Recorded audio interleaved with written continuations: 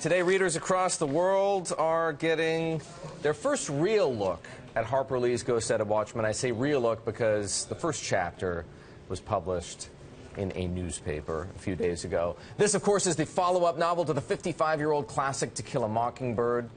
This new book is one of the few surprise sequels, which Barnes & Noble says will help boost its sales by a full percentage point this year.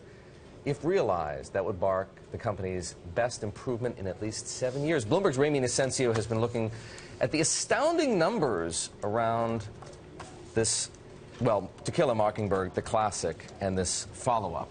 Right. Set a Watchman. Right. Share some of them with us. Sure, this sequel. Basically, there are, first off, so many superlatives. I could just keep on going on this. But first, we'll talk about the numbers. An initial print run of 2 million books. That's already a lot in an absolute way, but put that in perspective. Its first print run is actually 2/3 larger than the final Hunger Games book, which we know was already very well received, and more than twice that of the last Game of Thrones installment. Now, earlier we spoke to an analyst, Barry Lucas at Gabelli & Company, and he says that this could actually translate into $30 million for News Corp, which is the parent company of HarperCollins. Our own Bloomberg reporting, though, said that that could push as close to $40 million once this whole entire run, if it gets sold out, and it looks like it will, does get sold out there. For comparison, the Divergent series, I don't know if you guys watch the movies for that, but it's of course. It's a post-apocalyptic Chicago, Divergent, similar to Hunger Games or something. That book, that series, helped News Corp's book publishing division by 83% to $53 million in one quarter alone. So this could be a very big boon for News Corp if this goes ahead. Books. And obviously To Kill a Mockingbird is still a big seller itself. Yeah, exactly.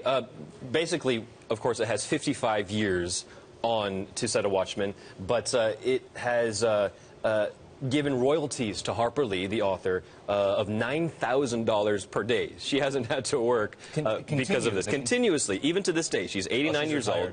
She's retired, and she's living in a nursing home. Thank goodness she doesn't have to work. No, she doesn't. Because that would be depressing at 89 years old, still having to go to a job every day. Well, she's a one-hit wonder, at least up until for this time, and that's all she needed. But in the first half of 2009, for example, she raked in $1.7 million. All told, she earns about $3.2 million in royalties each and every single year. So she totally has been set. And if you happen to be lucky enough to get a single first edition copy of To Kill a Mockingbird, you can get $20,000 for that. So collector's item. So many numbers out there, so many superlatives.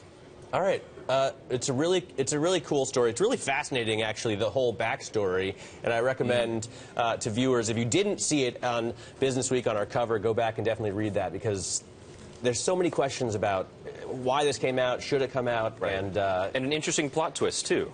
Yes. We have Atticus Finch being the lawyer who protects African Americans, and then, dun dun dun, I won't spoil it. Very good point. All right, no spoilers. Ramy Inocencio, thanks very much for that.